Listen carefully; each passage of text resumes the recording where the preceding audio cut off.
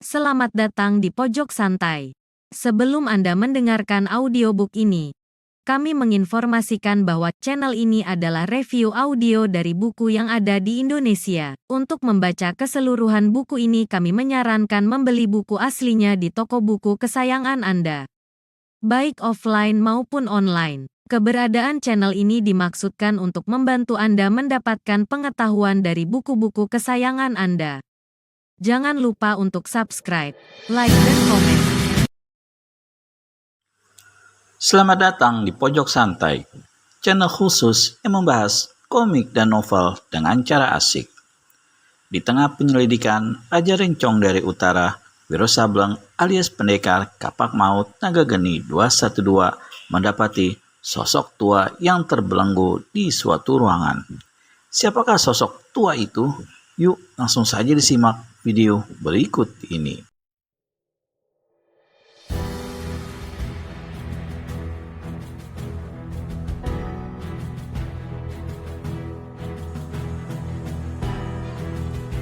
Kenapa kau sampai seperti ini?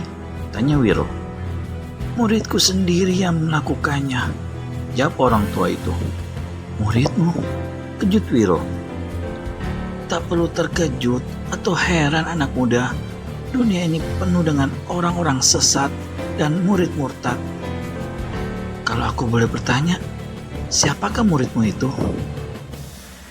Masakan kau tak bisa menduga? Siapa lagi kalau bukan Hang Kumbara? Maksudmu Raja Rencong dari Utara? Itu gelarnya. Benar-benar manusia terkutuk, desis Wiro geram. Sekali dia menggerakkan tangan kanannya, rantai baja yang tertanam di dinding batu tangga. Wiro lalu melepaskan bagian rantai yang mengikat leher orang tua itu. Terima kasih anak muda, aku bisa bernapas lebih lega sekarang. Tenagamu luar biasa sekali. Orang tua, aku tak punya waktu banyak. Tugasku adalah untuk menghancurkan Partai Topan Utara. Berarti juga memusnahkan Raja Rencong. Kalau tugas itu selesai, aku akan kembali kemari membawamu keluar dari tempat terkutuk ini. Maukah kau menerangkan siapa namamu? Aku berterima kasih akan maksud baikmu itu. Tapi diriku yang cacat dan pikun ini tak perlu kau pikirkan. Yang penting, selamatkan orang-orang itu. Dengar anak muda, namaku Nyanyuk Ambar. Dulu aku diam di Gunung Singgalang sampai munculnya Hang Kumbara, manusia laknat itu. Dia datang mengemis ilmu padaku. Di luar tampaknya dia seorang pemuda baik-baik. Lagi pula, ku ketahui kemudian sebelumnya dia berguru pada Datuk Mata Putih, seorang sahabatku. Maka ku ambil dia jadi murid dan ku ajarkan berbagai ilmu silat serta kesaktian. Tapi siapa nyana kalau manusia itu sebenarnya sejak lama mendekam satu maksud jahat, yaitu ingin menguasai dunia persilatan di Pulau Andalas ini dengan menghimpun sekian banyak tokoh lalu membunuh mereka secara keji. Aku ketahui kemudian bahwa sahabatku Datuk Mata Putih telah menemui ajal dibunuh oleh manusia keparat itu. Aku sendiri tidak terlepas dari kekejamannya. Hanya saja aku masih dibiarkan hidup dengan dalam cacat seperti ini. Jadi Hang Kumbara juga yang memutuskan kedua tanganmu? Tanya Wiro.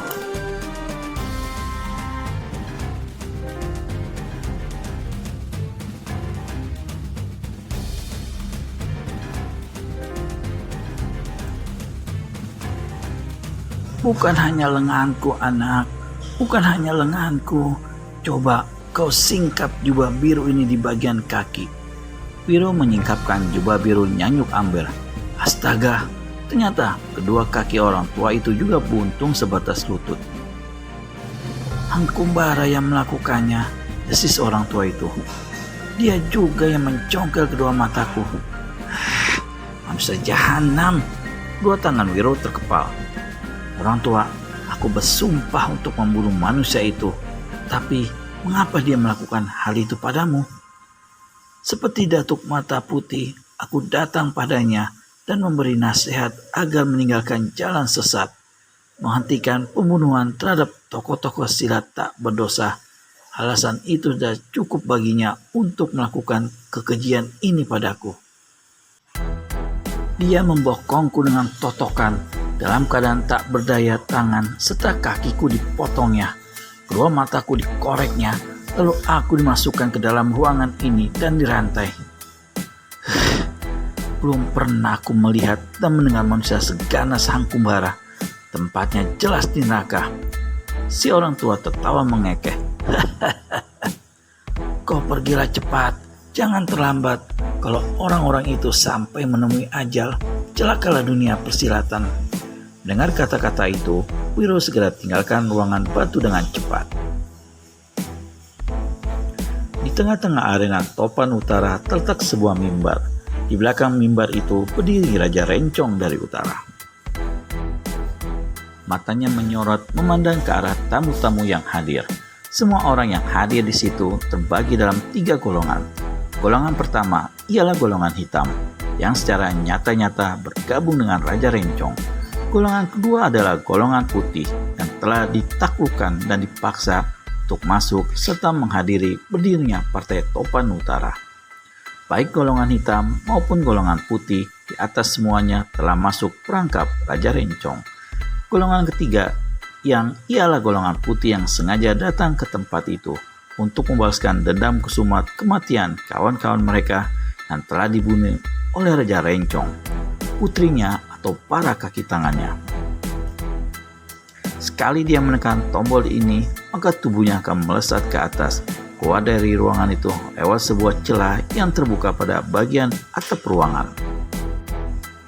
Lalu pada saat yang sama, lantai arena Topan Utara akan longsor ke bawah menyusul runtuhnya atap.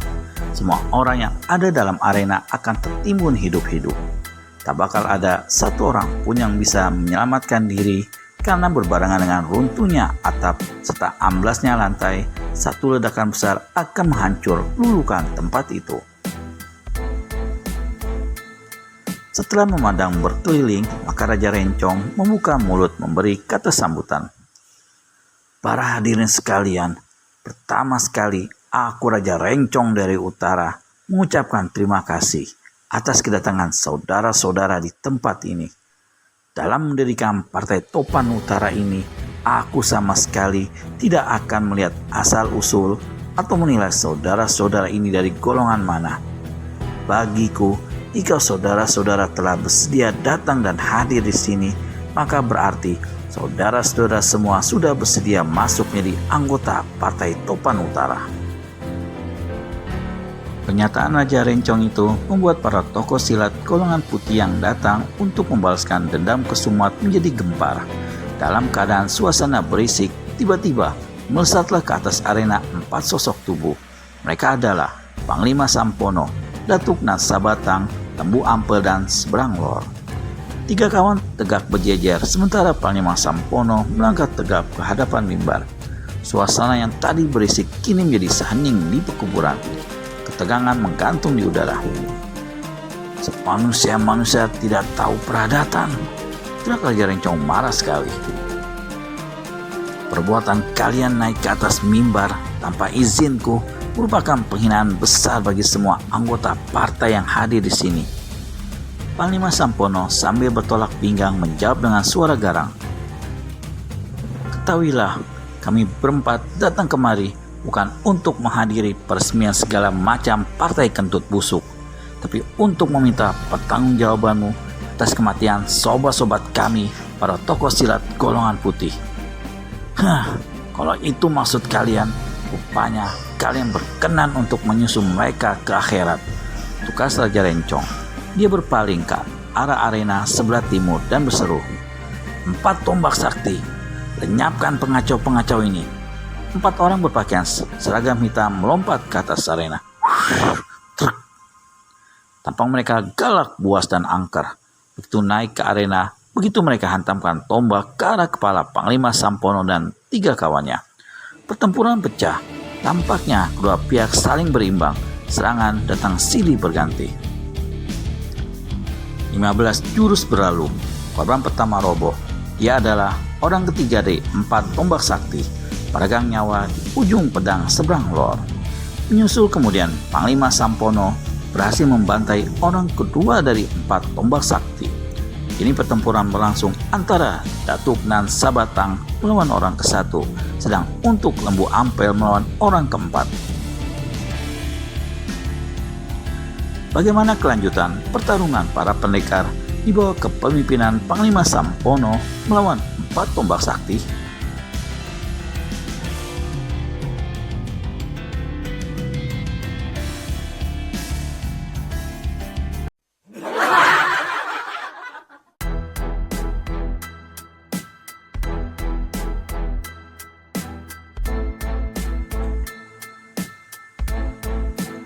Lima 15 jurus berlalu, korban pertama roboh. Dia adalah orang ketiga dan 4 dari 4 tombak sakti, peregang nyawa di ujung pedang seberang lor. Menyusul kemudian Panglima Sampono berhasil membantai orang kedua dari 4 tombak sakti. Kini pertempuran berlangsung antara Datuk Nan Sabatang melawan orang ke-1, sedang Lembu Ampel melawan orang ke-4. Ternyata 2 orang terakhir dari 4 tombak sakti ini tidak mampu menahan serangan-serangan gencar 2 tokoh silat golongan putih itu. Setelah 5 jurus berlalu, keduanya tergelimpang menemui ajal. Rahang Raja Rencong tampak menggembung. Gerahamnya terdengar bergemurukan. Tongkat baja hijau, teriak Raja Rencong. Bunuh 4 keparat itu. Sekelebat sosok tubuh berpakaian hijau melesat ke atas arena. Orang ini berbadan tinggi langsing, usianya agak lanjut dan tubuhnya bungkuk. Di tangan kanannya, dia memegang sebuah tongkat sebesar betis terbuat dari baja asli. Warna hijau yang membungkus tongkat baja itu adalah lapisan racun ganas yang dahsyat. Tunggu apa lagi? Habisi mereka, teriak Raja Rencong. Tongkat baja hijau mendongak dan mendengarkan tawa mengekeh. Tongkat di tangan kanannya diketuk-ketuk ke lantai arena. Hebat sekali. Semua orang merasakan bagaimana lantai yang mereka injak terasa bergetar. Panglima Sampono dan kawan-kawan segera maklum kalau manusia berjubah hijau itu memiliki kepandaian tinggi, sedang senjata di tangannya mengandung bahaya maut. Tongkat baja hijau memandang pada ke-4 orang di hadapannya dengan mimik mengejek dan menganggap rendah. Kalian akan maju satu-satu atau berempat sekaligus. Lebih baik berempat agar aku tidak banyak membuang waktu dan tenaga. Mengelam paras ke-4 tokoh silat itu, Panglima Sampono bergerak melangkah, tapi seberang lor mendahului ke hadapan tongkat baja hijau. Ya, tampangmu tak banyak berubah, tapi pendirianmu kini berlainan, berkata seberang lor. Setauku, dulu kau adalah tokoh golongan putih. Sungguh disayangkan kalau kini kau menjadi begunda Raja Rencong, murid murtad, pembunuh guru. Majulah, biar aku rasakan hajaranmu. Tongkat baja hijau tertawa bergelak. Seberang lor, tempatmu jauh di Malaka. Sulit nyawamu akan kembali ke sana. Habis berkata begitu, tongkat baja hijau menyerbu ke muka. Sinar hijau menggebu dari tongkat bajanya. Seberang lor cepat cabut pedang berkeluknya, maka pecahlah perkelahian hebat. Tapi kehebatan itu membawa malapetaka bagi diri seberang lor.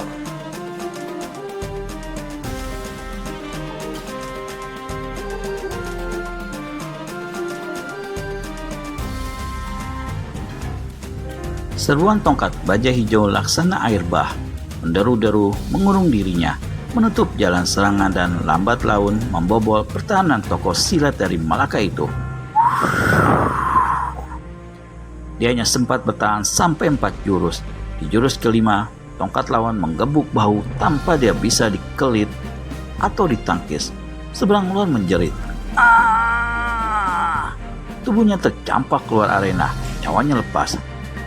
Manusia iblis, aku lawanmu, teriak Datuk Nan Sabatang menggeledek. Tubuhnya berkelebat dan keris biru di tangannya meluncur sebat ke arah tenggorokan tongkat baja hijau. Hah, jangan omong besar Datuk, ejek tongkat baja hijau. Sekali tongkatnya disapukan, Datuk Nan Sabatang tersusut ke belakang. Wajahnya pucat. Aku muak berkelahi 1 lawan 1. Ayo Sampono dan Lembu Ampel, kalian berdua ikut majulah. Sambil menyerang Datuk Nan Sabatang, tongkat baja hijau membagi serangan pula pada Panglima Sampono dan Lembu Ampel. Mula-mula, kedua orang itu tak mau membalas apalagi terjun ke kalangan pertempuran. Tapi karena diserang terus-menerus, mau tak mau, akhirnya mereka terpaksa juga turun ke gelanggang. Bagi orang-orang yang hadir di tempat itu, nama Panglima Sampono dan kawan-kawannya adalah nama-nama besar. Namun sewaktu menyaksikan berhasil mendesak ketiga lawannya itu, maka kini dapat diukur betapa tingginya kepandaian kaki tangan Raja Rencong ini. Dalam jurus ke-10 terdengar pakik Datuk Nan Sabatang. Tubuhnya melesat, kepalanya pecah dihantam tongkat lawan. Sekarang giliran kalian berdua untuk mampus. Seringat tongkat baja hijau pada Panglima Sampono dan Lembu Ampel. Didahului oleh teriakan menggeledek, tongkat baja hijau keluarkan jurus serangan yang luar biasa hebatnya. Ujung tongkatnya seperti bercabang kedua. Satu menggebuk ke arah kepala Panglima Sampono, satunya lagi ke batok kepala Lembu Ampel. Dan dua orang ini seperti kena tenung, hampir tak punya kesempatan untuk selamatkan nyawa masing-masing. Para tamu yang hadir menahan napas. Dalam detik yang tegang itu, di mana maut sudah siap mencekam dua korban, tiba-tiba berkelebat satu bayangan putih disertai suara siulan nyaring. Satu gelombang angin yang bukan olah-olah dahsyatnya menderu laksana topan membadai.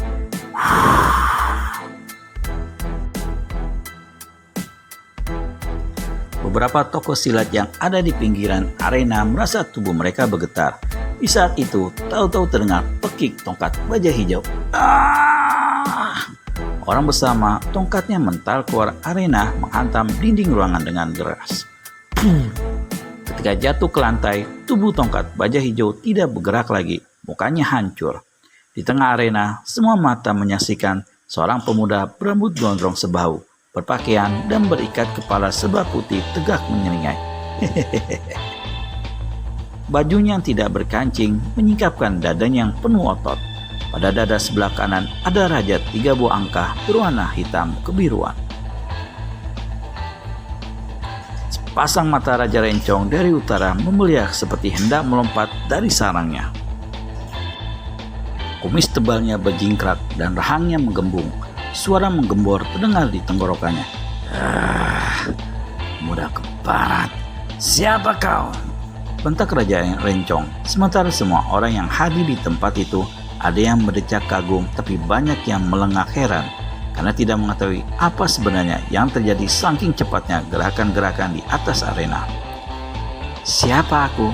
Tidak penting. Aku mau bicara, jawab pemuda rambut gondrong seenaknya, dan membuat semua orang kini jadi tambah kaget melihat keberanian pemuda yang tak dikenal itu. Keparat, kau minta mampus ya? Teriak Raja Rencong menggeledek, lalu dia berseru garam. Sepasang pengemis gila, bunuh budak ini. Dari arena sebelah kanan melesat 2 orang berpakaian kotor, compang-camping, penuh tambalan dan berambut acak-acakan. Tubuh mereka menghambur bau tidak sedap. Inilah 2 tokoh silat gembel sinting yang berjuluk sepasang pengemis gila. Keduanya berteriak-teriak seperti monyet terbakar ekor. Dalam gerakan yang tidak karuan, tiba-tiba mereka menyerang Pandeka 212 Wiro Sableng, pemuda yang tegak di tengah arena. Di saat yang sama, mendadak dari samping kiri melompat pula seorang berpakaian merah. Dari mulutnya menyembur arak merah yang menyerang ke seluruh jalan darah di tubuh Panglima Sampono dan Lembu Ampel. 2 tokoh silat lanjut usia ini tentu saja terkejut dan serentak sama pukulkan tangan ke depan. Namun sebelum dua pukulan sempat mencari sasaran, sebelum semburan arak menimbulkan celaka, mendadak sontak terjadilah satu peristiwa yang membuat semua orang bangkit tertegak dari kursi masing-masing. 3 jeritan terdengar susul menyusul.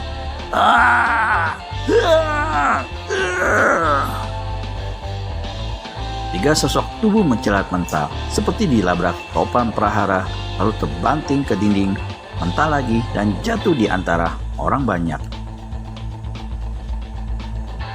Apa yang telah terjadi? Temukan jawabannya di video selanjutnya hanya di channel Pojok Santai. Segera subscribe dan tekan tombol lonceng untuk mendapat notifikasi video terbaru dari kami. Terima kasih dan sampai bertemu kembali.